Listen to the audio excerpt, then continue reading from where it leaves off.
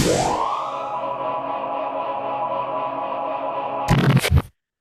everybody, Tyree here with Before I Forget, along with Kevin. Say hey, Kevin. Hey, everybody. So this is the second episode of our year dedication, more or less, to our 20-year anniversary to OIF. If you can see my head twisting to the side. Got a good explanation of what this is? Well, I mean, it's been 20 years since we deployed to Iraq, and so this is my dog is barking like crazy right now. Must be somebody outside. It's 20 years, talking about a recap of our time over there. I keep looking at my computer because that's usually where I look for the video, but it's actually over there now. 20-year recap, 20-year recap anniversary. Yeah. Yeah. So for this episode, last month we did February. This one's March, and or, yeah, right. I had to count my head. And we have Alvin back from last show. Hey, what's up? And we have a new person, a new guy, an actual fellow podcaster, by the way, Mr. William Ott. Hey, what's going on, guys? So, at this point of the deployment here, we're really getting into actually being in uh, Iraq, right? Yeah. Yeah. Kevin, we're in second platoon. You were where? Well, I was in first platoon, and we got tasked to do Colonel Dragon's PSD, and we marched all the way up to Tikrit with the brigade convoy. Mm-hmm. That was off the bat, right off the top. Yeah. We knew that before we left. They let us know that we were going to be the first up there. I don't know if you guys remember, it was originally supposed to be 4 months for each platoon. Mm-hmm. And then once shit kicked off for Baton Rouge, well, we'll talk about that later. Yeah. But third platoon ended up staying up there for a long time. I did not know that. I mean, I probably knew it then, but I know. Yeah.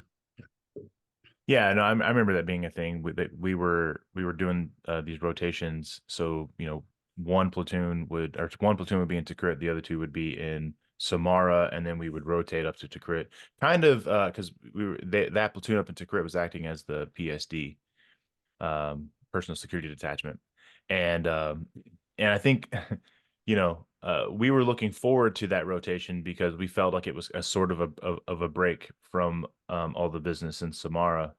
But at the same time, like you said, like with Baton Rouge kicking off, like that would have been that. It would have been so hard to Yeah. change platoons out. It would have been, I wouldn't have wanted to do that role. But yeah. But yeah, so and to kind of recap on the last show, we talked about we talked with Alvin about um the Charlie Company Second 108th out of New York, the National Guard guys. Their train up in 2003 and gearing up to deploy and what all that looked like for them. Um and uh and so this, and then being in Kuwait. So we're in Kuwait for a couple of weeks, kind of acclimating or acclimatizing to the environment there because I mean they're coming from the New England area in the winter. We're coming from Germany in the winter. We're deploying to the hot desert. So we got to get used to the heat. We got to get used to wearing the gear. And then I guess this, the pre or the final stages of planning and the convoys up into Iraq. Um, so I know for us, we rolled up. It would have been the first week of March because we spent 3 weeks in Kuwait. It would have been the first week of March where we had our long convoy. We crossed the border from Kuwait into Iraq. And wasn't there a sign there? Does anybody remember that sign and what it said? Something about you're now entering the combat zone or something to that nature. I don't know if there was a sign side, but there were physical signs, and it was like a whole different world. Yeah. Oh yeah. I remember on that Mhm. convoy going up, seeing those oil rigs that we used to see. I've seen photos of that used to be on fire back during the Gulf War. Just seeing those oil rigs off in the distance. If you've seen, what was that Marine sniper movie? Jarhead. Jarhead. Yep. Yeah, yeah. I just remember seeing those and being like, "Holy shit! Like we're here." That I shit. had done a rotation in Kuwait for Operation Intrinsic Action in '98, so I knew what that area looked like. But it felt like as soon as you crossed the hill, it looked like Armageddon. Mm-hmm. Yeah, with all the destroyed tanks and military equipment along the road. That was kind of wild to see. Like that to me, that was my first like, oh shit, we're in Iraq. We're definitely not somewhere safe, you know. Yeah. Mm. Did you put your Bradleys on trucks, or did Yeah. you I was road just mark? that. You put them in. You put them on cargo trucks, and they took them up. Mm-hmm. Yeah, they did the same thing to us. Yeah. But did you That guys was have gunners in the hatches? What's up? Did you guys have gunners in the hatches on the way up? Yes. Yeah. Okay. That was a fun time, man. It was me, Griff, and Peeps, or Peoples, or Adam Peeps in the same track together. Kevin, where were you? So I was in the last Humvee with who was in that with me? Fuck, I can't remember now. I know Dave was sitting behind me. I think Rusu and maybe Sergeant Smith, maybe. I can't remember, but it's funny. We were the last vehicle in that convoy, so we were the rear gun. And there was a point where we were driving, because we were driving like, 16, 18 hours or whatever, and we would stop, rest for 4 or 6 hours and keep driving. But there was a point where at night I was driving, and so you're in full kit, helmet and all that stuff. And the driver, or at least in my truck, the drivers were always, we had a 9 mil that we had on rotation, so it would just sit with the driver. So in case we needed to shoot out, we could easily access that over the A4s. And we're driving along, we're tired. It's probably like night 2, night 3, and you know, I'm driving and driving and driving. Next thing I know, Dave is smacking me in the back of the head and telling me to wake up. Johnson, wake the fuck up. I had fallen asleep and had veered off the road from the convoy, like completely. Like I wake up and I see through the headlights just desert and then pitch black nothing. And like apparently from what they said, I don't know if they were looking at a map or what it was, but apparently there was a huge drop off and we were headed right for it. Finally correct. The whole truck, fucking everybody wakes up. They're like, what the fuck's going on? First right into Iraq, we're getting shot or whatever they thought. Rated from everybody. Get back on the road, and I'm probably, I mean, if I had to guess, 150, 200 meters behind the farthest truck or the nearest truck. Mhm. Like, we were so far back and so far off the road, man. So yeah, almost first 72 hours into Iraq, almost run the truck off a cliff. So Were you guys a part of a larger convoy, or was it just battalion? that I don't remember. I know there was about 100 or so vehicles in our convoy. I think yeah. Really big. I was like, at points, I'm like, man, we're going to get hit by somebody because it's just such a long line of vehicles. It's just so. I think it was a nonstop line. Yeah. For the whole brigade. It was almost like, once one group stopped, another group was right behind them. It's almost like everybody pushed almost at the same time. Yeah. I can't imagine the logistics if we had to be in charge of all that. Yeah, right. Well, just to keep a steady flow. Yeah. Right. I do remember seeing a little Iraqi kid standing on the side of the road. Some would be waving at us and some would be flipping us off. And I was like, these little shits. You gotta wonder, like, do they know what that means, or is that just like they think that's how we wave, so they do it too? But yeah, that was pretty. I remember. I actually just remembered that. Alvin, what was it? When did you guys go up? You didn't come up with us, y'all, or did y'all go straight there? Well, the rest of the battalion, they went on their convoy. I'm not sure if they joined you guys, but I know the convoy was supposed to split up, where Charlie was going to continue going up. So Charlie might have gone up with you guys while the rest of the battalion stopped off by Anaconda, where they were, whatever's 5 Orion. But we arrived at Anaconda. We had to wait like maybe a day or two. And then somebody, I think, from headquarters showed up from 126, and they showed up with a whole bunch of trucks and vehicles and stuff like that. And so they just said, hey, listen, get in wherever you can get in. And like there had to be like maybe about a half a dozen of us or more who couldn't fit in any of the vehicles. So we had to ride on top of the HEMTs. And I was one of them on top of the gear.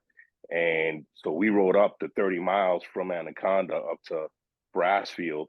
And I got to say, it was like the most surreal thing I've ever seen because, I've been to the Middle East before, Israel, Jordan, Egypt, and stuff like that. But Iraq is just like another planet, like he was saying. And I was just like, what the hell? And the worst thing that I was thinking is like, oh, that's great. We're up on this freaking hammock. We get hit. I'm the first one to get hit, and I'm fucked, you know. And but at the same time, I'm looking at in the distance all the different like it looked like mounds of dirt. And as I'm looking at the mounds of dirt, I see like little satellites on top of them, and I'm going like, that's a fucking hut with a satellite on it. And I was like, holy. And then I actually had to really look really good. And I was like, holy shit, it is. And it was just mind boggling. Like, oh my God, these guys live like the worst poor people in the world. But meanwhile, they got satellite TV. That don't make no damn sense, you Shit, know? not completely. It depends on what part of the country you're in, because not everyone's living like poor. No, but we just happened to be our area, our AO, where you had all the freaking mud huts and all the tin huts and all kinds of other craziness. And then when you went into the city, you saw the really nice built houses and stuff like that, depending on what part of the city you went to. Yeah. So Yeah. what's y'all's nerve level rolling in? Like, I know I was tripping out a little bit, but I kind of had my shit together. I wasn't tripping too bad because I'm like, I'm gonna remember this shit forever, and I don't want to remember myself being a sissy at the at the time. That's how I thought. But I feel bad. Like I didn't give myself the opportunity to have those feelings back then because that was some major shit for us.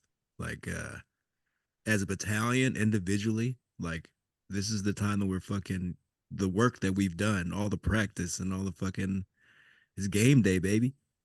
And we're rolling Mm-hmm. and it was fucking when you say surreal, you ain't joking. No, seriously, because like I said, I was on top of that hammock, and I remember there was another guy who's he was from the attached unit with us. He was a fister, and you could see the like look on his face, like we kind of both looked at each other, and we're like had the same thought, like, dude, if we get hit right now, we're done. So I started kind of like moving because there was rucksacks and all kinds of other stuff. So I started moving the rucksacks and all kinds of other to try to make like a small little like a rucksack foxhole to get in case things hit the fan. But meanwhile, I'm this big dude, and I'm thinking like I barely moved that 2 feet. But you know what? I'm gonna get as small as all hell. I don't care because I was already thinking like, oh my God, even though it looks like it's peaceful, all hell could break loose on in any second. So, but it was funny because like to this day, we still talk about it every now and then when we reunite and go, yeah, remember when we went up on the back, the first time we got there and we had to go up all the way to Brassfield, and they're like, yeah, don't remind me. It still gives me chills. I will say when we were in Kuwait, man, like there was, I mean, so we were staying on these tents, and I think it was the whole company in one big ass tent, or at least everybody that was in Kuwait with us. And then, I remember walking to the chow hall. It was probably like a mile away. And we would It was go out. Huh? like three different tents. Okay. Well, I remember one big ass tent full of a lot of people. Like your personal space was non-existent. Yeah. Because I Absolutely. remember from one cot to the next cot was probably 2 or 3 feet. So we're all just crammed in there, breathing all this hot air, going out. We would go out and do some training, go out to and shoot ranges.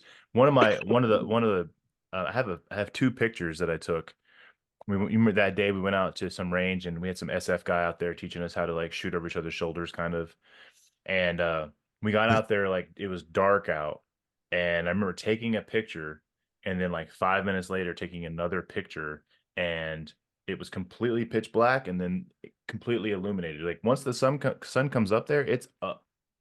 But like Kuwait, in my mind, could have been anywhere. I mean, I never went to NTC out in California, so I don't know what that's like, but that very well could have been that. You know what I mean? It just could have been some Mm-hmm. training area that we were going to for training purposes.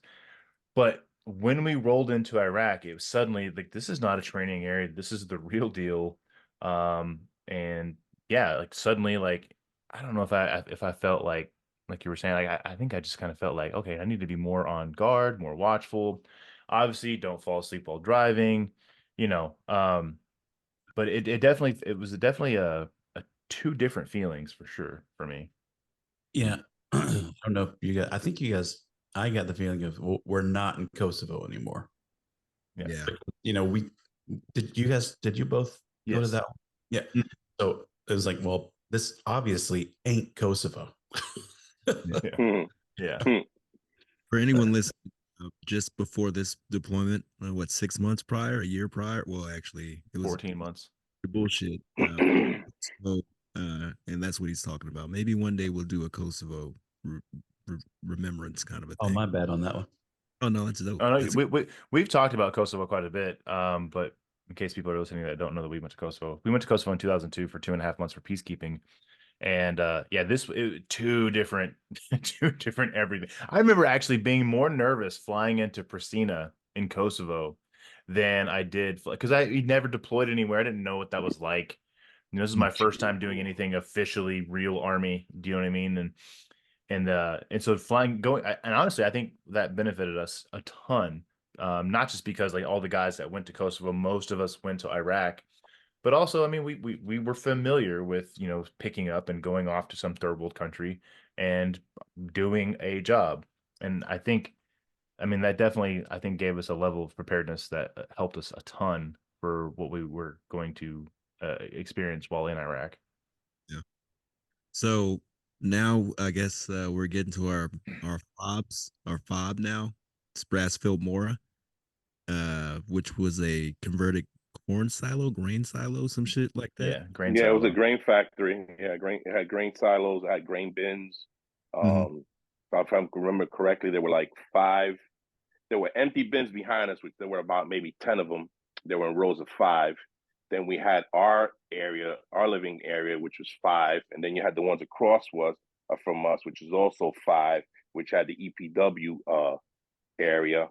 And then we had one where we had the basketball courts because they didn't want us to play basketball in the open. That's the reason why they named it Brassfield Mora.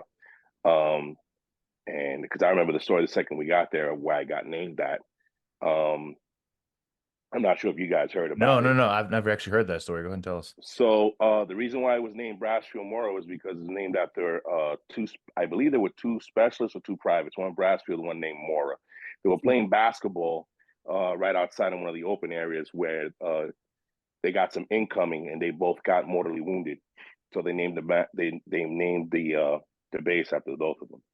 No, I hadn't heard So that. they I actually yeah. always thought that it was I thought it was named after two SF guys that were operating there, but I never verified. I just Well, that's what the fourth ID, one of the fourth ID guys told us. yeah. That he supposedly said, he said, look, this is what happened. And I was like, because I was wondering why they named it Brassfield Moore. And I said, yeah, two guys died here playing basketball.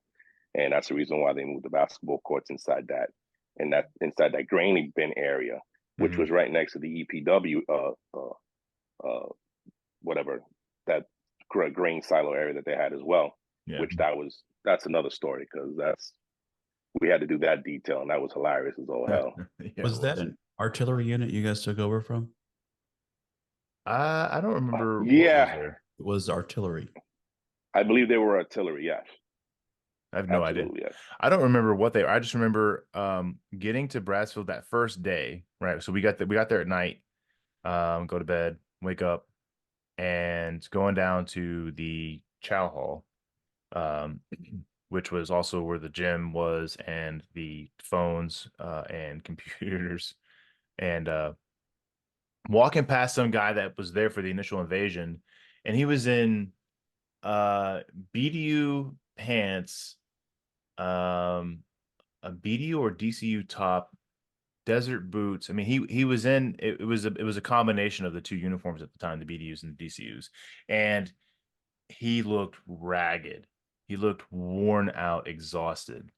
And I was like, holy fuck, like this guy looks like he's been through it.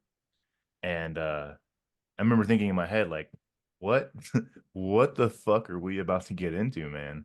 Mm, Um, mm, yeah. mm. I remember making it to where we were sleeping, and there was a shotgun shell laying on my fucking little cot. I kept that shotgun shell in my pocket the entire year, no matter what. If I change That's fucking kind of ominous. Yeah, right.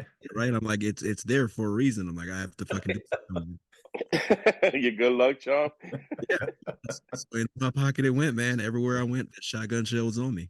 Uh, And I need to hear the story because I've heard secondhand stories about how you guys ended up getting the shaft with the non-overhead cover grain bin or the I, grain storage facility. I I've heard a story, but I don't know if it's the correct story. what did you hear? I've I never heard anything. Salinas volunteered you guys to take that one because it was the first open one. Oh, actually, I think I did hear that. Yeah, I mean, it Um, might have been from you guys or something, but that's the story that we heard. and so for those listening, so like, okay, these grain pads that were there on this base, this fob, they were these big concrete areas with a wall, probably what 6, 7 feet tall, all around them. It was the entryway in the beginning of it. They would dump grain there, and whatever. So a couple of them, what was it, like 2 or 3 of them, had these big steel structures over them, like a roof that covered them. And the one that we were on, that Bravo company was on, didn't have that. We weren't blessed with a little bit of shade, which was for the ones that were covered. They ended up being a benefit. So like on the days that they would receive mortars, I mean, it would hit those. I think they did get hit a couple times, but that would Well, we help. had 2 mortars land behind us, Yeah, which wounded one of your guys. but landing on top of them, you kind of protected from the blast, as opposed to like one landing directly in the middle of your Connex housing units. But yeah, so we weren't covered, and that may have been why. And I can see First Sergeant Salinas being like, yeah, fuck it, we'll take that one. It's no big deal. Well, that's Yeah. interesting. I don't remember you guys. I don't remember seeing any of them uncovered, so I might have not been paying attention to that one. Yeah, the ones. So where the MWR slash DFAC in the beginning, where that was. You remember how like later on in the deployment there was a makeshift PX, and it was further down on one of those pads. So that was the third one down from us. So there was ours, the female pad, and then where that one was. And yeah, they weren't covered. yeah, I was a little ticked about that when we got there. I'm like, man, I would have been really ticked about that. Yeah. Yeah, Yeah, that man. that pretty much sucks. yeah, that's how it's gonna happen, man. I'm gonna get fucking blown up in my sleep. So, boom, right there. There's some fucking anxiety for me immediately. Was sleep, worrying about sleep there because I'm like, I'm gonna get fucking blown up because there's no cover. There's nothing, and that I, fuck would be bad for I don't the. remember thinking about, honestly, I don't remember ever really caring about that, because I know we had within the Connex housing units, we had a couple of makeshift bunkers out of like plywood and sandbags, and whenever somebody would sound the alarm or whatever, and then we'd get up or wake up and go into one of these things and hang out for a little while. And I do remember at a certain point just being like, again, you know. But you Yeah, get to that used that to point. suck. Ones. My thought was like the initial one that hits is going to be the one that takes me out, and everyone else is going to be cool. They're going to make it to their bunkers, and that's going to be the fucking end of it. Was Yeah. my That's how I thought it was going to go. Like again, I was fucking freaking out for it. Not goddamn, not freaking out for everything, but like on such a high level of alertness and cautiousness that fuck everything was a threat. Well, I don't know if you've Pretty ever much. seen a rocket or an artillery, any sort of rocket or artillery hit one of those connexes, those little connex sleep shacks that we had, but it kind of decimates it. It doesn't look good when Yeah. it. So Well, later in the deployment, we were back from it was Razor or Yuvani. There was a group of us that were back for whatever reason. It was probably a refit or something, but like we went back to our choose. And while we were standing in there, a mortar had landed on the other side of the wall, about 15 feet on the other side of the wall. And so these chews, what I mean, between the chew and the wall, there's probably 3 feet. And so from the chew to the impact was probably 18, 20 feet. And above the wall, there's several feet of the Connex housing unit that's exposed. this mortar impacted, detonated. We were in the one right next to it, like right across the wall from us, and everything just shook. It was very violent and very loud. Shrapnel had ripped through the top part of this Connex housing unit, and we're like, "Holy fuck, what was that?" And we get out, we look over the wall, and sure enough, there's a crater in the fucking ground. We're like, "At least we have this wall." Holy shit! Like that fucking that mortar had our fucking names on it. Misspelled though, that's why it missed. Yeah, that reminds me of the one that hit the freaking hit just outside the phones and the computers, that they hit that structure, and you see the whole, it literally hit the the, the ground and the wall at the same time, and you see all the freaking pop marks, the shrapnel and everything all going all the way up the wall. And I was like, wow, I'm glad nobody was standing out there, because sometimes guys would stand out there and smoke a cigarette, you know. And I was like, I'm glad nobody was standing outside there, because that really would have sucked. Because every now and then when somebody was out there doing something, then there would be incoming. Because I mean, you could literally freaking track it by your watch, you know. Because I used to end up doing that sometimes. I used to just grab my Kevlar and grab my body armor. It didn't matter if I was in PTs or if I was in underwear. It didn't matter. I just grabbed it and I start walking to the bomb shelter, and they're looking at me, "What you doing?" Stuff's about to come in. And I would literally just walk, and next, you know, wham, wham, wham, and like up, and they're like, "Oh shit!" And then they start running too, you know, because it was constant, you know. And I remember, like I said before, I remember two guys. I don't remember what company they were from, but I think they were from the pad next to us. They were working on a Humvee, and one of them got wounded because of the incoming. And I remember when they were working on him, I felt so bad, because I was like, damn, man, like you're working on your Humvee, you're minding your own business, and here comes some incoming. And now you got to get freaking medevaced out. So that was constant, man. That really sucked. Did you guys immediately start doing left seat, right seat rides, or did that? Because what the reason why I ask is when we moved our Bradleys up to Fob Dagger, we had no reactive armor, and that took probably, I'd say it probably took a week to get all that armor on our vehicles, and then we didn't really have a left seat, right seat ride, but you guys have to do all that before you started, doing those rides. We were doing left seat, right seat rides long before we got that reactor. We didn't get the reactive armor until probably April or May. It was a while with Bradleys or Humvees. With the Bradleys. Wow. Yeah, I remember when we went down to Anaconda to put them on, and I think we had like 2 or 3 of the Bradleys complete. And then somebody came back and said, "Whoa, whoa, whoa, whoa, whoa! That doesn't go to Bravo Company. That goes to Charlie Company. You need to take those off and then install the new stuff." So I think the Bradley crew stayed there and did that when we went back up there. But yeah, we were doing right seat, left seat rides without the armor, without the reactive armor.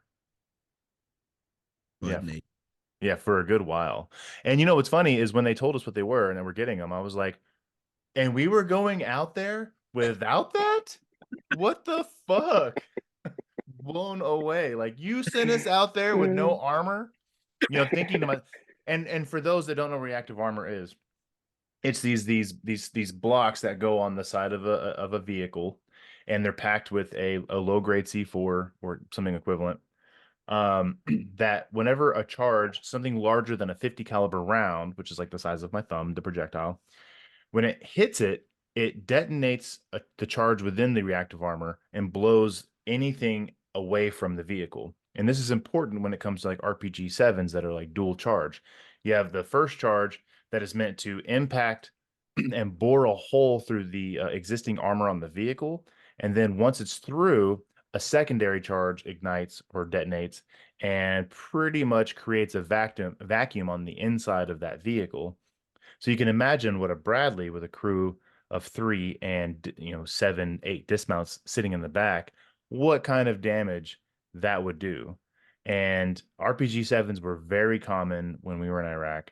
And fortunately, we did not encounter those. But I do remember seeing a burnt out Bradley in Anaconda one day, early on in the deployment, and First Sergeant Salinas pointed it out and said, "Yeah, that's exactly what fucking happened to that thing." Mm-hmm. Fuck Yeah, that. but you guys are complaining about Bradleys with reactive armor. Dude, we had Humvees with no doors and no roofs, man. Like for real. It's like, oh, we gotta build a Humvee from within. And I was like, oh, that's great. And then we gotta put plates on trucks and we gotta do sandbags. And I was like, oh, this is fantastic. We're like in Vietnam, man, like just making stuff up Oh as yeah, we no, go. you guys deployed with new gear, but got there and had like shit vehicles, and like Oh my God. we were so I remember being jealous of the helmets that you guys had and the new M4s that you guys all had, but then I saw the vehicles you were in, and I was like, so they deserve new gear. It's fine. Yeah, it's crazy. Yeah. But I remember when we had to go, uh we went down to the docks to go get the vehicles, and because they were coming off the boats and stuff, and when we saw the vehicles, we were like, "We're doing what with those? Like, there's no armor on these things." You Like brought your vehicles from New York. yeah, they sent vehicles on ships, yeah, and that was pretty crazy. I was like, oh man, yeah, we're screwed. But I mean, after a while, everything started working out because they got armor kits and all that kind of stuff to it, so that worked out in itself. But it was hilarious, man. Guys got like surreal freaking feelings, like, oh man, we're screwed, Yeah. because we were seeing footage of what their IEDs were doing to vehicles and stuff like that, and it was like, yeah, okay, this is crazy. What we're Yeah. gonna have to deal with. So When I I, saw those fucking vehicles and y'all's stuff, I'm like, God damn, they're gonna fucking die. Remember, I'm there. yeah, man. Let's do. Those motherfuckers are done for. That's Which what is a lot of us were thinking, man. They're like, holy shit, I'd rather just fucking walk on foot. yeah. yeah. Yeah, man. So what was it for you guys rolling into crit though? Like, what were those first? What No, was? we convoyed with brigade, which was a disaster because it's a brigade level thing. We got up to fob. I don't remember what the fob was called before we got there, but it was we named it Fob Dagger, of course, because Colonel Dragon, he's all about. Did you guys have a lot of interaction with Colonel Dragon? Not, I mean, not too often, I don't He's think. an amazing individual, but he's also a very serious individual. He's the for people that don't know, he was the brigade commander when we deployed to Iraq. We got to Tikrit, and you guys are gonna be really pissed at me right now. Do you guys cuss on this Oh yeah. channel? Okay, because it was a palace. It was like a small palace. It wasn't like it wasn't one of the big ones or anything like that, but it was a palace. It had a heated pool. It had indoor facilities. Literally, like when you talk about and you hear the things about like the golden toilet seats, there was all of that stuff. There were outlying buildings around the palace. There was a wall. We did have a wall around, and the unit before us had made or had brought in towers. So there was that. Everything looked amazing from 10 feet away. But if you got 1 foot away from anything, you could tell it's all plastic and just it's like stuff you get from Walmart. You know what I mean? It was like it looked good from a distance. But I also say this as saying, like, because remember, we're the only infantry kids up there. So you know what always happens to those guys? There were some servants' quarters over to the side of the palace. And guess who got those two buildings? Our Yeah. platoon got those two buildings, and there were no cots. There was nothing. We were all sleeping on the floor in one room for a while. McKinney, which was my platoon sergeant, and Lieutenant Sokol, which was my lieutenant, who was a special forces tabbed lieutenant. They had their own room, and I believe maybe the squad leaders shared a room, but the rest of us were kind of Lord of the Fliesing it for a while there. Mm.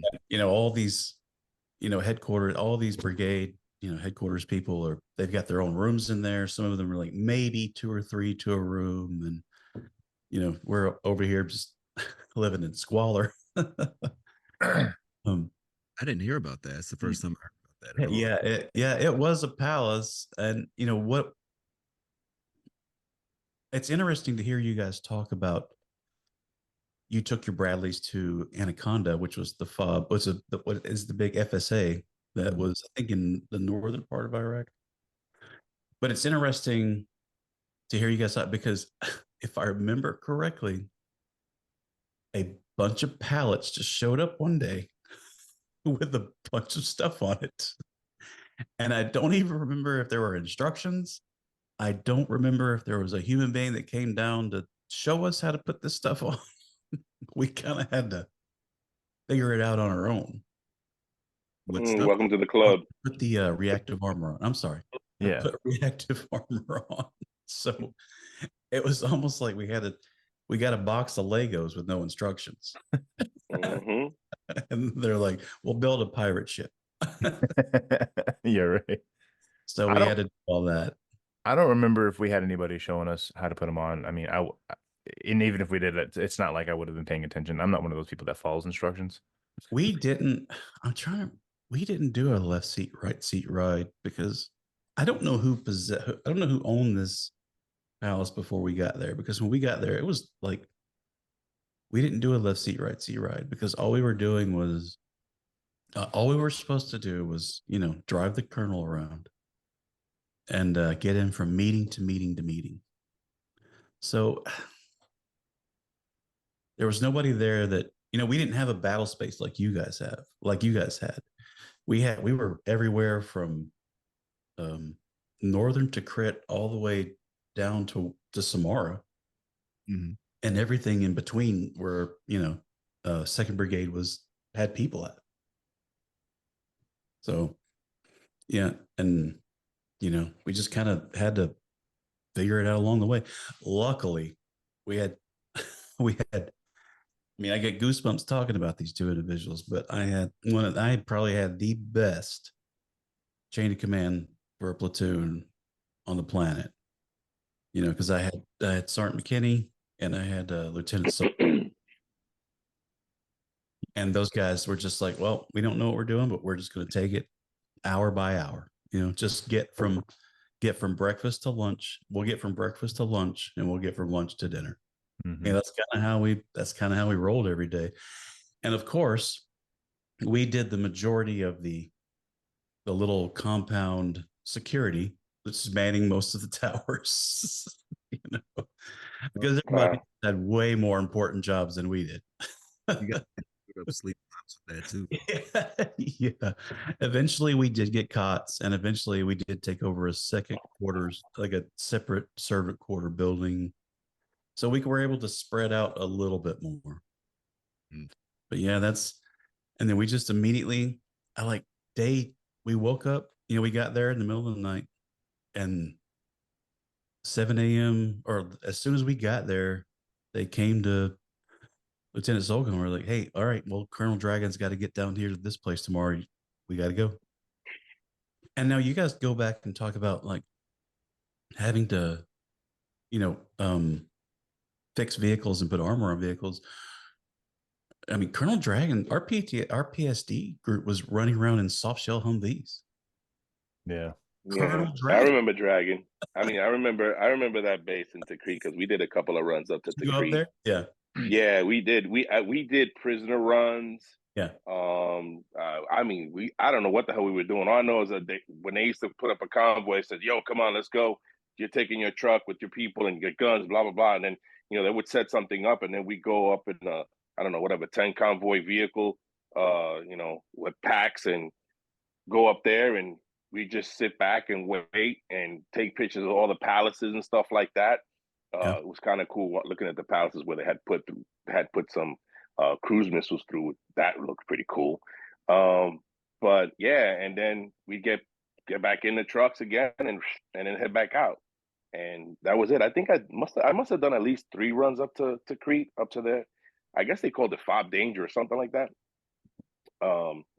So that's what I remember. And yeah, everybody, it was like laid back. It was almost like being in up in the Kurdish area where everything was soft Humvees and everybody was kind of a little bit lax. But you could tell that it was a battalion or brigade headquarters. So Well, the first group, I mean, when you look at OIF 2, and OAF1, it's massive differences. OAF1 didn't have an IED threat. We were the first group that had the threat of IEDs. And if you go to, like, when I go to later deployments, we had threats of different, it was almost like every deployment there was a new threat, because they were, of course, they were evolving and they were getting smarter. You know, everybody was getting smarter. We were getting smarter. Whoever was out there that was, not liking us, they were getting smarter also. And they're getting a lot of help too. Yeah. And IEDs weren't a problem before, because a lot of the guys that we would just be driving down on a highway on an MSR, and you see Humvees with no doors. I mean, we can talk about it a little bit later, but like, we had some SF teams that they didn't have Humvees. Like, they had Humvees, but they had no doors. They didn't roll doors. Yeah. I remember, man, I just lost my thought. Jesus. No, there was we worried about IEDs. Well, again, this is me being a crazy person. I was tripping out about IEDs. Every fucking pile on the side of the road was something that was going to blow me up. Like, I remember finding one on accident, not on accident, on accident, stumbling onto one, like a big ass fucking pile of shit, and I'm like, holy fuck, I'm standing right next to it. That's Well, what. I guess when I say the first deployment didn't have to do with ID, it kind of happened maybe probably within the middle between 1 and 2. Yeah.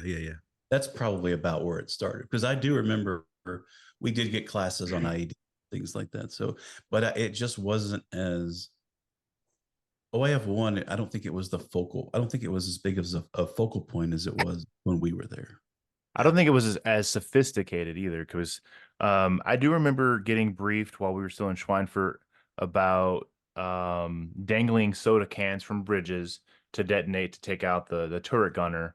And I do remember getting a class on when they would put up, like, they would put up propaganda um, of Saddam Hussein, right, and on a piece of paper, and knowing that we would come along and take it off, and then there would be some small charge that would be like just to blow your face off, right? It doesn't have to kill you, just to take you out of the fight. Mhm. But when we were there, IEDs on the ground using old mortar shells with remote detonation or cell phone detonation or whatever it was, running a line to it or however they wanted to do it, became more and more prevalent as the deployment went on. Because I remember in the very beginning, they were used but not super common. But then around the time of Baton Rouge in October, and then those later months, I mean, we're looking at daisy chains, and we're seeing them all over the place. We're seeing Yeah. a landmine as a distractor, and then we would obviously stop before that, and then there'd be an IED off to the side. So they were getting more creative and more sophisticated with their use of IEDs later in the deployment for sure. How Yeah. many I people? remember in the beginning they talked about that they were stuffing them in dead carcasses with whether it were dogs, cows, or anything like that, because that's what they were told us. Because I remember there was a big IED class that they gave us in the cafeteria, in the chow hall, where they had the EOD guide. They were showing you all the different IEDs that they were encountering and that they were starting to become more prevalent. And then they were telling you of where they were putting them at, and garbage piles, dead carcasses, even shape chart things with trinkets that if something they tell you don't pick up anything. It doesn't matter what it is. If it's shiny, don't pick it up, because more than likely it might be booby trapped. Yeah. And that's what they were talking about. And we started hearing more and more about it. And it was like, after that, you would go on patrol and everything, you would look at every pile, stop. Everything was stop. And, check the pile, look at it, see what's going on.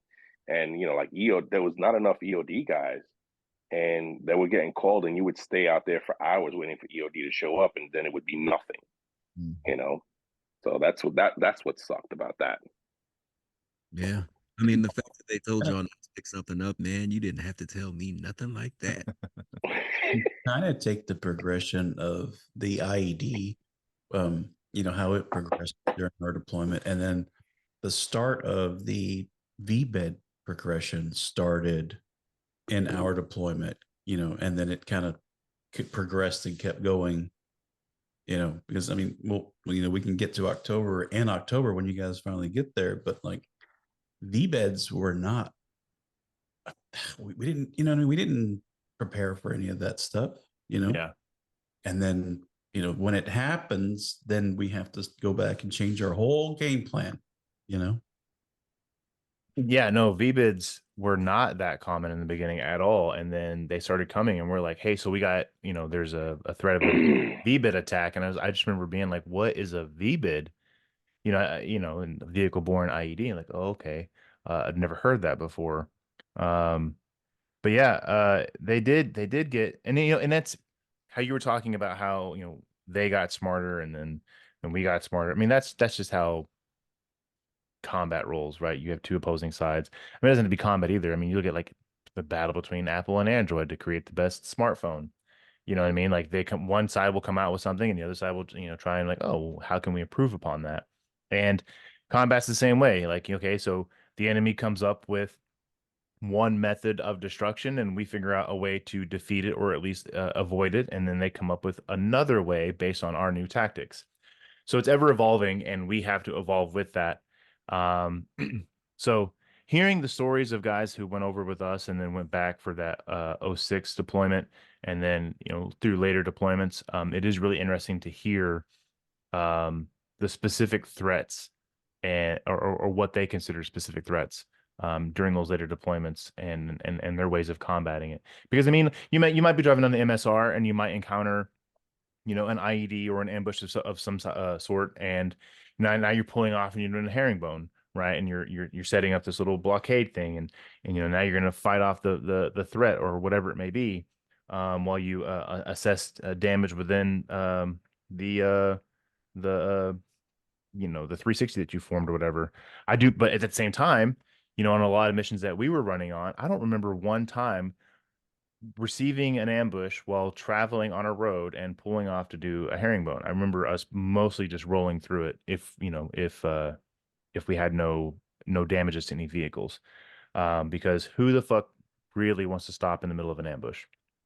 But yeah, so it was I think as far as the training that we had going into the deployment, and then our initial encounters with going out on patrols. I don't think our right seat, left seat rides didn't really last that long, just because the unit that we replaced, they weren't really going out into town very much. And I think by the time we got there, they had almost refused to continue to go out because they were, on they were on their way out. And so they're like, I'm not risking it. So it was more or less kind of up to um Captain Rockefeller and First Sergeant Salinas to really figure out how we were going to, do maneuvers, patrols, and whatever else in Samara. Um, so I really don't remember going out on patrols with the unit that replaced us. I don't remember seeing them with us. And I do remember hearing that like they would go into town for an hour, 2 hours, and then come right back and just chill. Whereas we were going into sector and we would be out for 12 hours or more. Rarely ever less than that, unless we needed to go back for resupply and refit because we went through all of our ammo and water. So we were definitely in sector way more than the unit that we replaced. Yeah. I think they were just kind of fucking tired. They were just, we're done with this war. We want to go home. So, but March was also, and I think we talked about it in the last show. March was also when we were out on a company-sized element patrol at night, and the Abrams tank, or an Abrams tank that was attached to us, had run over a landmine or IED, whichever it was, and had detonated. And that's where one of the gunners from headquarters platoon just fired indiscriminately into the night and ended up Yeah, he did the 360 round robin. ended up lighting up our Humvee, some other vehicles, the dismounts that were on the ground. Fortunately, nobody was hit except for a few vehicles. And I remember the mechanics coming out and fixing the blown road wheel and track on the spot. And I just remember thinking, like, these dudes fucking tough as nails, man. I'm glad to have them. we being infantry, we always brag about, like, we always talk about how the infantry is the best thing in the world, blah blah blah. We're fucking, king shit. But those support dudes that we had, the mechanics that we had with us, the cooks, the electricians, our medics. I mean, all of those guys, like, our mission would have been a failure likely if it wasn't for these guys. Like, and especially our mechanic. I got to say, like, huge shout out to our mechanics, because those guys working on our tracks in that heat, in armor, wearing their helmet, wearing their IBA, and still doing this job that sucks, even in like the greatest weather conditions, and getting it done in like record times in the middle of, we just got fucking blown up in this spot. And this dude's out there back to the threat, working on putting on new robles and track. Not me, man. Hell no. Yeah, not that I remember everybody's name there, but my hat's off to Corey Kraft, man. That guy was a beast with a beast of mechanic, man. And me and him are still friends to this day. So my hat's off to him and his crew. That's for sure.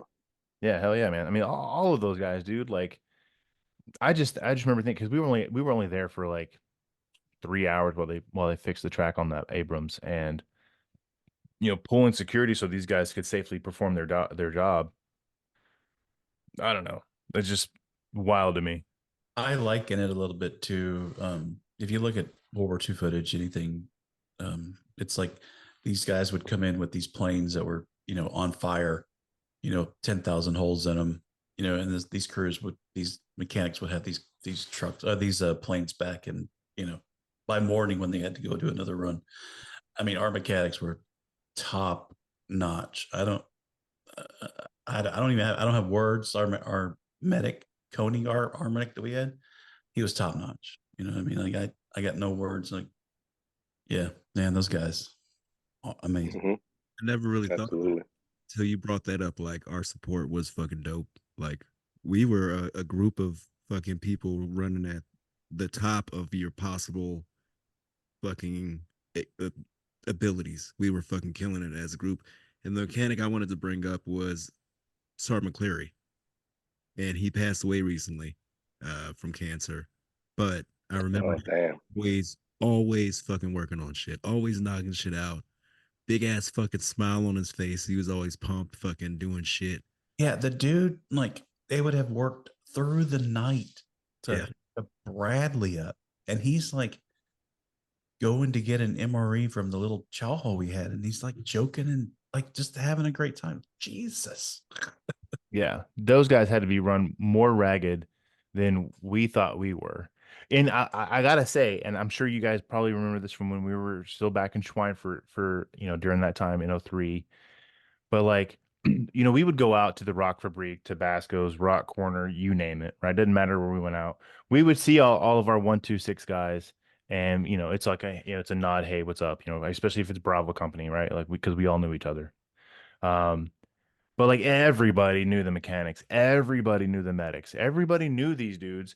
And like, there was this like level of respect for these guys. And in the infantry, we talk shit about everybody. We don't give a fuck who you are. You're a pogue.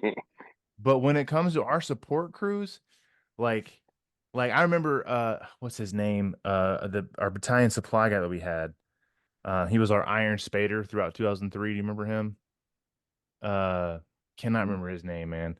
But he would always come out partying with us. He would get us into fights sometimes. But you know what I'm saying? Like, huh?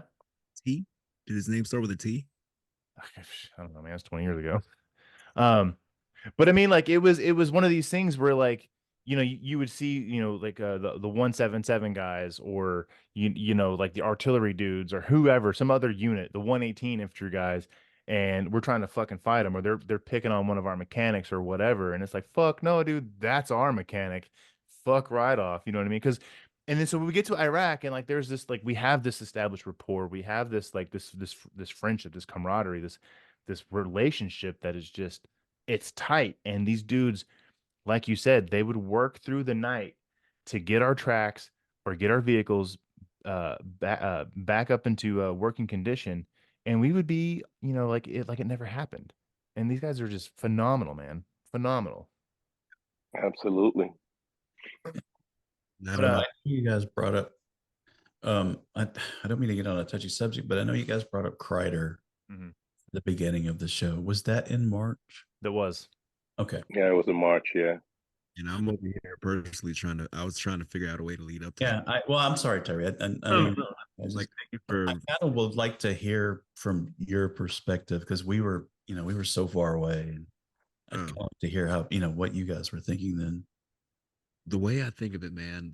All right. So you ever see those maps of where you drop a bomb, and if you're in the middle of that bomb area, that little 5 meters, you're gonna die, and then further out, further out. Like that's how I picture everyone else's memory of this actually happening. I was standing like right next to him, and I feel bad because now I explained in a previous show, like we should go to the beginning. The How did that day start off? Um, We were going on a mission, and it was common practice for us to stop at the test fire pit on the way out of. Once you exited Brassfield Mora, there was a test fire pit off to the right, and we would always pull up there to do a test fire. The Bradleys would test fire their coax machine guns, the 240 Charlies, first. Once they were complete, then we would dismount from the back of the Bradley and we would go test fire our small arms. And we were going out on a regular patrol like we had been, and um, there was a Bradley that had a gun malfunction; it wouldn't fire, and which is why we would do this, which is because Bradleys they're finicky machines, and so the gunner and the Bradley commander were trying to figure out the issue. All firing had stopped, and I don't know if they weren't listening in on the company chat or what, but somebody had said, rounds complete, go ahead and dismount, and move forward and test fire. yeah. And so all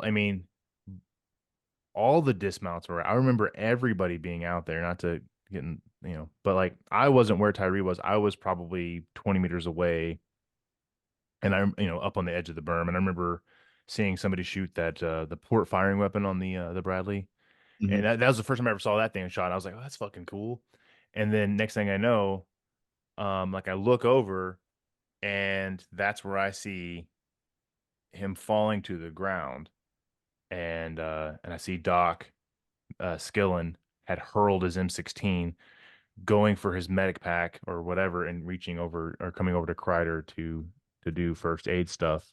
But what had ended up happening is, I guess, the Bradley commander and the gunner were trying to fix the malfunction on their gun, hadn't communicated that um, over the company chat, and the gunner or the Bradley commander said, problem's fixed, go ahead and fire. Gunner asks if it's clear. BC says yes. Gunner pulls the trigger, and just as he pulls the trigger, Kreider walks into his sights, and like 4 rounds of 7.62 had gone through him, 3 through the back, and then 1 through the head. And then that was that. And there was a lot of things that were wrong with that situation, with that scenario and how it played out, and why it shouldn't have. But Tyree, what was your? So from the point that we dismounted, I was thinking, fuck, it's a lot of fucking people. Like it was a lot of us. For whatever reason, I don't know what made it feel like it was a lot. But even before we got to the vehicles, Kreider had a saw, and he was dragging his ammo as we're running out to the vehicles. And I'm at the time, I'm like, I'm trying to be P4 promotable. I mean, I'm sorry, E4 promotable, trying to be cool, trying to be a leader here. And this young kid's dragging his fucking saw ammo. And I'm like, you need to pick that up before you get somebody killed. Old army fucking thing that you say to people. Sure enough, man, here we are, fucking dumped out of these Bradleys, and I'm the last person to the left. And we keep getting pushed further and further and further into the area where these Bradleys are shooting. I'm trying to tell them to stop, go back, but more people keep pushing and more people keep pushing. I'm like, I'm not gonna let anybody get past me. So I go and shoot, and I'm afraid of heights. And the way I remember it, the fucking fire pit was deep. It was really huge, wasn't it? Yeah, it was like a Like big an Yeah, quarry kind yeah, of. yeah. yeah. So like it was enormous. So when we say it was just a hole in the ground, people were shooting it. No, it was huge. So I shot, and from the second I'm sitting here shaking. From the second I sat there and shot, I turned around because I wanted to stop people from going around me, and I see a helmet roll on the ground. I didn't see Kreider actually get hit. Um, I saw the medics running towards us. Somebody was screaming, "Cease fire!" It was a black dude. And I'm like, ah, well, okay, that was weird. But again, I went back to this helmet that was rolling around on the ground, and I saw like feet. And then fucking, I don't know why I fucking did it, but I looked at his face, and that's something I will never fucking forget because it was so fucking close to me. Like I could have fucking stuck my arm out and grabbed him that close. Mm. Like Hmm. that was the first time I've ever seen anything. I've seen bodies before. Don't get it twisted up like that. But it was you can't. There's no. You're a combat fucking infantryman, and one of your people just got killed. What do you want to do? It's normal when you know. Fuck. Yeah, no, dude. I get what you're saying, man. And Go out and get the person who did it, but the person who did is your fucking friend. yeah. Yeah, and we all knew the guy that was behind the trigger. And and it was an accident due to negligence. And it was a, it's a shitty fucking ordeal. For those of us that were there, like that was our first, you know, dead person. We hadn't really seen combat yet in Samara. That was what was really pop shots here and there that went landmine, whatever. So there really wasn't much of a chance for something like this to happen, something this impactful. So We were barely there, right, yeah, we were in country for 2 weeks, 2.5 weeks, something like that. Yeah. and um it's one of those things like Tyree said, like when something like that happens. Like I remember when Dave got shot later on in the deployment, we didn't know the extent of his wounds when it happened, but we were fucking hell bent on revenge. Yeah. When the VBID went through the gate at the ICDC compound and took out those five at what would become PB Razor, um man, fucking the vengeful attitude that we had then, like we weren't fucking around. But like Tyree said, like there's nobody to go after in this scenario. It's just, and I think for a lot of us that was the real eye opener, is that we are in a place where people can actually die. And the Yeah. reality really sat in. The mission was canceled that day. We all went back. I remember going back to our choose and just sitting there and just, it was quiet, it was somber.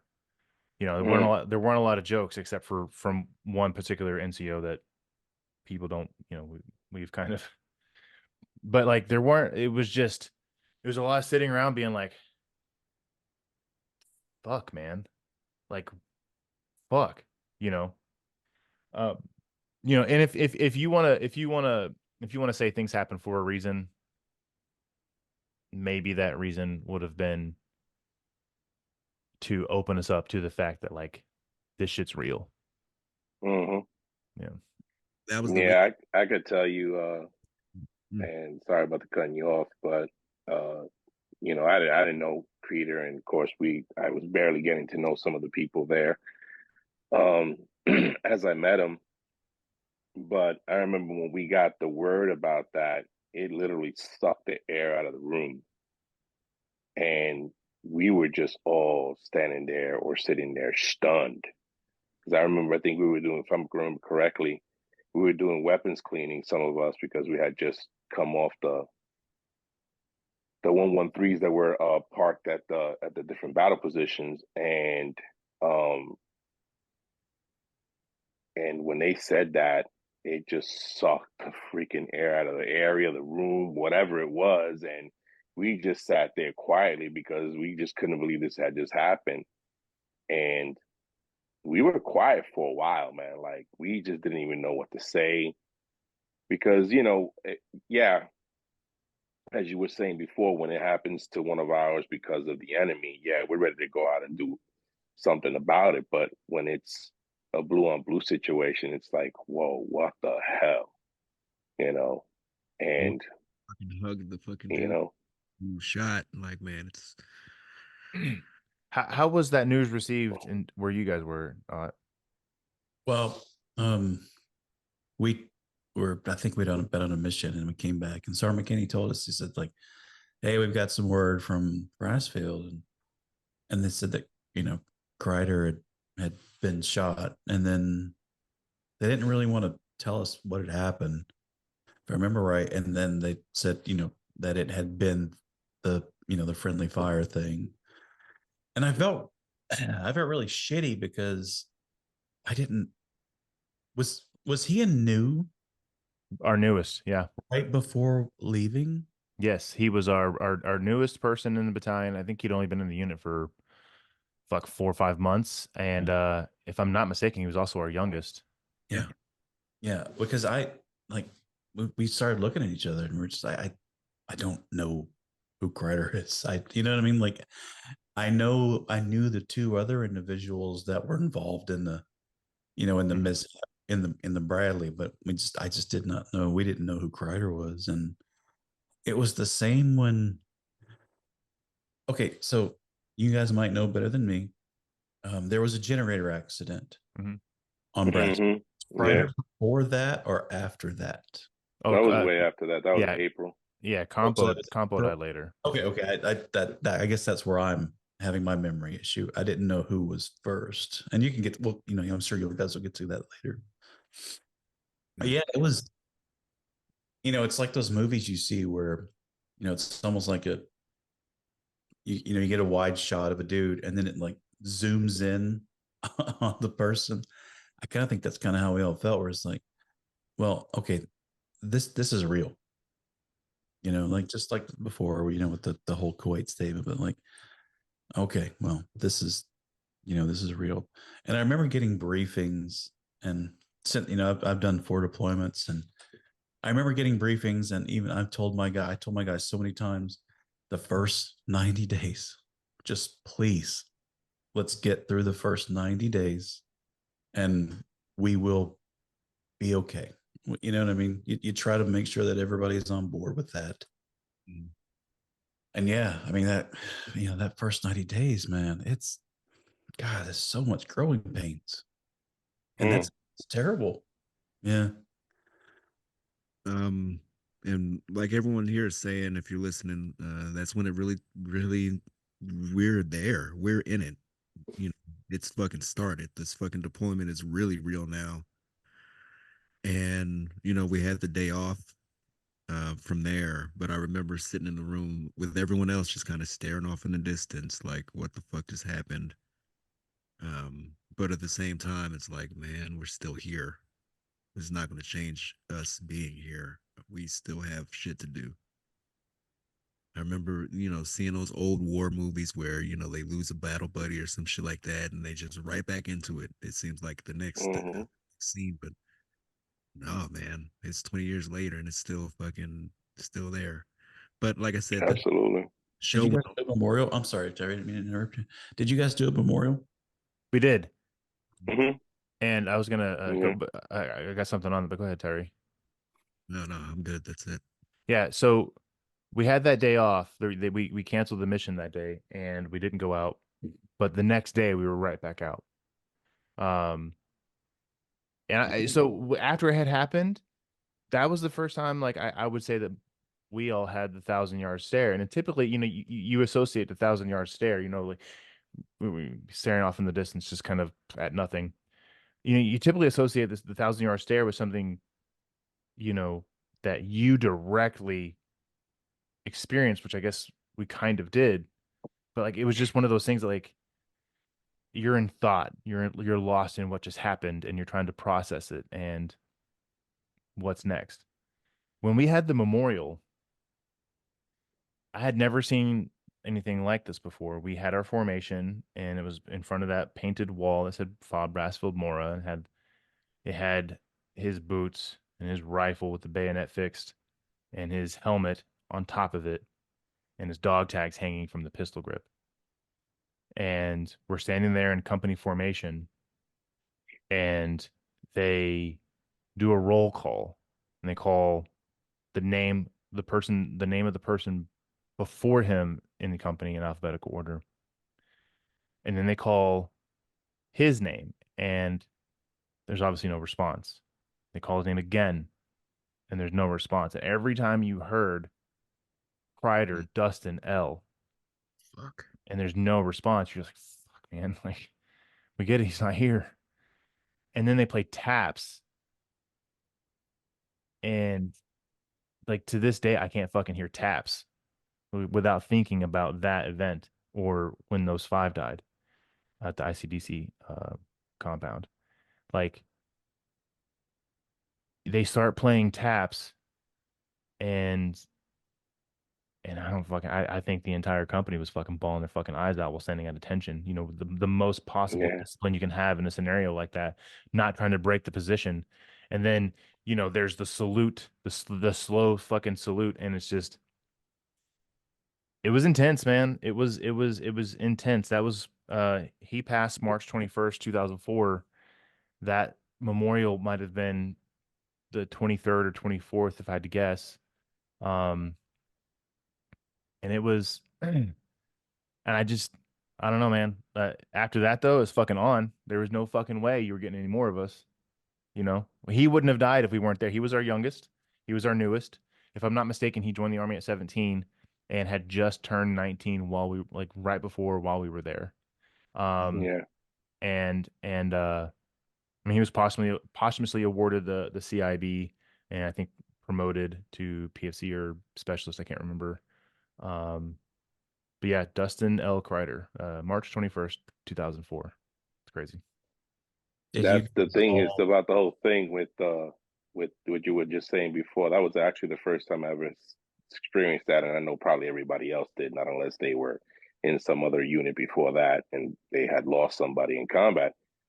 But to hear them first call him by his rank and his last name, and then call him again by his rank, and I guess it was his last name again, and then they do the whole entire thing, you know, and just to hear the silence, that was so eerie because even though we were right next to the MSR, it felt like you didn't even hear the cars go by or the trucks or anything like that. It like everything was dead silent. And then they played taps a few seconds later, and it was just like, holy cow. And I'm like, okay, we're in the shit now, you Mm-hmm. know. And then, like you said, right after that, we just started going on to mission, and it was like, honestly, I felt like that was like the bad juju because right after that happened, we started getting into a whole bunch of shit on the MSR. Because I remember we were doing MSR runs, you know, going up and down, you know, just doing patrols, present patrols, and we were hitting an IED a day, you know. And if it wasn't IED, it was IED, and they were shooting at us, you know, and it was just absolutely nuts. And I was going like, okay, what the hell happened? You know, It's before it was nice and quiet and peaceful, and it turned into shit. yeah, it's almost like that was our turning point, which is fucking stupid to say because we were only there for 2 weeks, 2.5 weeks, but it was like the turning point in our mindset, in our methodology while patrolling, in what we were looking for, in you know, and our responses when we would receive attack. Because I remember like, you know, when we our first when we'll get into this for next month, when we get into Easter, but I just remember having a more violent mindset going Oh yeah, forward, just yeah, I agree. as violent as possible. Yeah. The thing is, man, and it really fucked with me like later on is we train and fucking we're all taught how to fucking kill people and all this kind of cool guy shit, infantry, rah rah, sis boom bah. But they don't train you for that. There ain't no training for that. Dude, when you're in Hohenfels and you're given your little fucking card for like when you get killed and the OC comes over or the whatever and it's like, hey, you got shot, you're dead now, right? Blah blah blah. And all your buddies are like, oh, you fucking lucky bastard, you get to go back to the warming tent. Maybe that was it. That was our training for when we lost somebody in a fight. You know, Mm. that's not how it is in real life. No, no, not at all. Nah, no warming tent. No. Not at all. But you're right, man. Yeah. What's on? And to be honest, this was a good place to end out on this show because it's the end of the month. But everything did get turned up. It was the point where you hear about these events in time for people that are the fucking Nexus event or some shit like that. Well, that was ours. Hmm. We all Yeah, that was remember a turning point. where that shit happened. And from then on, it was fucking pedal to the metal. I don't want to see that happen to anybody else. Any kind of threat that we come across is done for. Let's fucking finish our time here. Let's be safe. Let's try to figure out a way to fucking laugh through this whole thing. And we did. But it got heavy just a little bit later. And I guess we'll get into that next month. Hmm. Thank you for listening to Before I Forget. Please like, listen, share, subscribe. Thank you, Alvin, for coming on. Thank you. If you got anything else, because I don't want to just fucking run away. No. I'm good. Like if you want to, hear some more from our perspective, we'll talk later. Yeah, no, I'm good. Yeah, it was a lot of patrols, not patrols, but just convoy missions. That's basically the gist of it. I do remember we had two sections, real quick at the end. We had two sections that would go out. We had Alpha section, Bravo section. So you had, 4 gun trucks. I was not on the group that went down for the memorial because I do remember that Colonel Dragon did go down for the memorial. And I was not on that group that time. So I can't really give you that perspective. But I do remember that our platoon did go down there for that. Yeah. Yeah, man. Definitely like you said, Tyree, like that was the point. That was a turning point. That was it right there. And like I said earlier, if you want to say things that happened for a reason, if we were to give it reason, that was the reason. I would say, to make it seem more to bring us to the reality of our situation, to help us understand the gravity of what we were going to face in the next several months. So with that being said, those listening and watching, please stick around and tune in because we will be getting into those events as the months come along. Oh, it's gonna get juicy, that's for sure. Yeah. All right. We'll talk to you later. Thank you for listening to Before I Forget. Have a good one.